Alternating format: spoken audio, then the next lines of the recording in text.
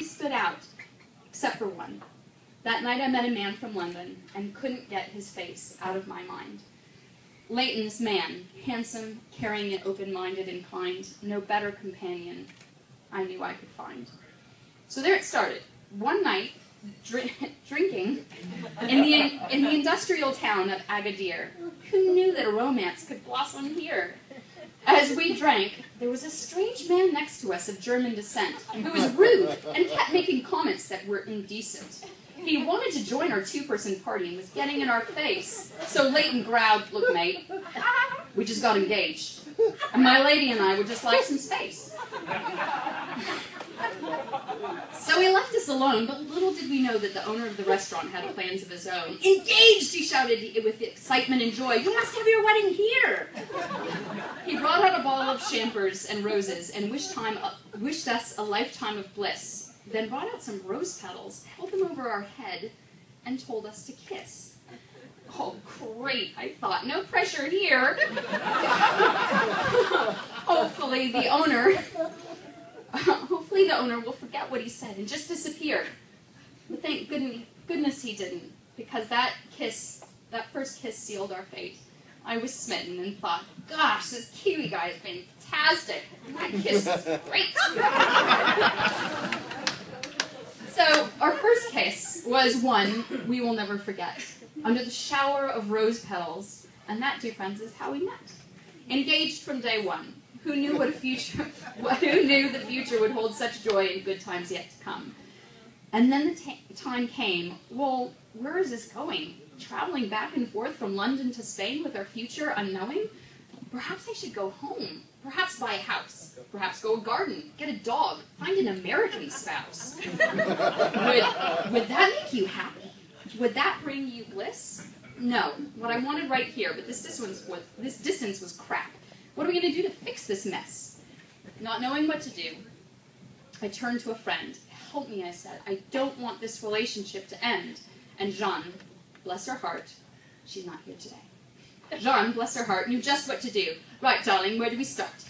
You thought this thing through, so much so that you've reached a decision-making paralysis.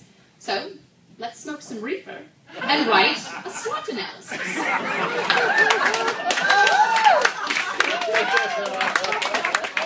So, we got to work with reefer in hand and glasses of wine to help with our plan.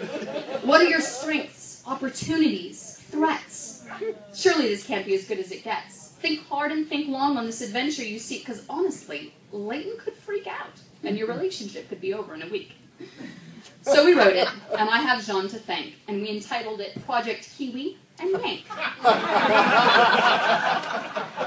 It's all worth it, I said. I know he'll say yes. But after sending it to him, I waited, and my life was in turmoil and stress. I checked my emails every minute or so to find out if the man I was in love with wanted to give this a go. Finally, the email arrived, and I sighed with relief. Leighton had said yes to this enormous leap. Okay, let's do it! And where do we go?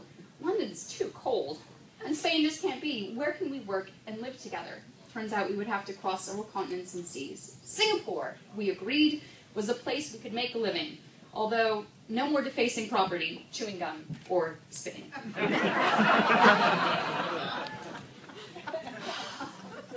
This man, my husband, is the man of my dreams. In fact, he surpasses any idea of what I thought true happiness could be. The honeymoon just keeps on going, and nothing has changed, except for that our love has grown stronger, and I don't think a better match could have been arranged. I want to thank my mister for bringing happiness, laughter, and intense joy to my life. I'm the luckiest girl in the world to be your wife. You are my other half, the person who makes me whole. You fill my heart with love and exhilaration, and feed my soul.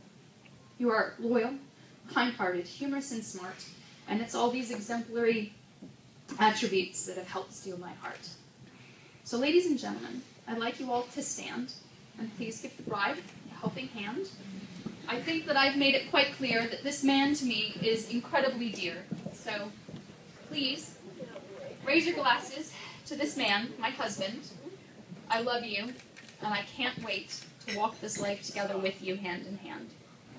To you. Good to see you, Layla.